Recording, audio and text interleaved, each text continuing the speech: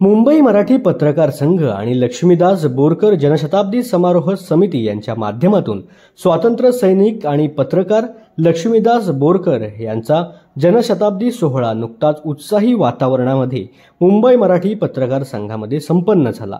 यावेळेला प्रमुख पाहुणे म्हणून केंद्रीय ऊर्जा राज्यमंत्री श्रीपाद नाईक, जगविख्यात शल्यविशारद डॉक्टर प्रेमानंद रामाणी, दैनिक नवशक्तीचे माजी संपादक प्रकाश कुलकर्णी आणि दैनिक नवप्रभाचे माजी संपादक सुरेश वाळवे, त्याचबरोबर मुंबई मराठी पत्रकार संघाचे अध्यक्ष संदीप चव्हाण आणि जनशताब्दी समितीचे प्रमुख कार्यवाहक नितीन बोरकर तर इतर मान्यवर उपस्थित होते।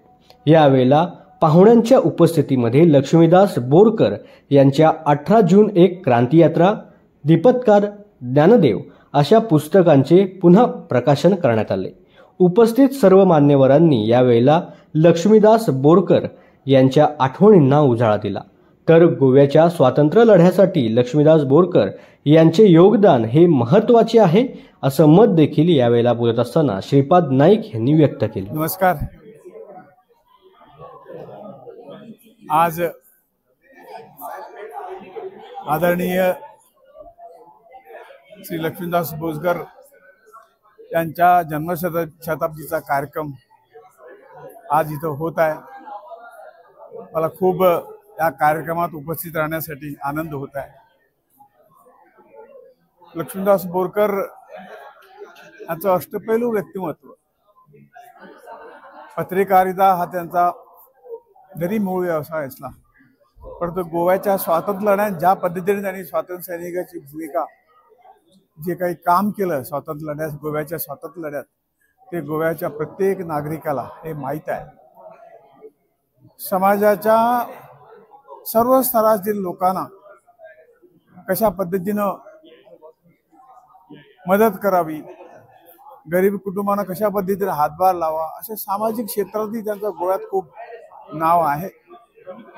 आणि त्यांनी जी एक निर्भीड पत्रकारिता केली, त्या निर्भीड पत्रकारिला मला वाटतं आज त्या पत्रकारितेमुळे आज गोव्याला जे काही एक वेगळं स्थान त्याच्यात या सगळ्या ह्याच्यामध्ये मिळालेलं आहे, ते या सर्व क्षेत्रात, सामाजिक क्षेत्र असू दे, राजकीय क्षेत्र असू दे, पत्रकारितेतलं क्षेत्र असू दे, या क्षेत्रात त्यांना जे काम केलंय त्यांचा नावाचा उल्लेख हा अजरामर राहिलेला आहे असे मला वाटतं।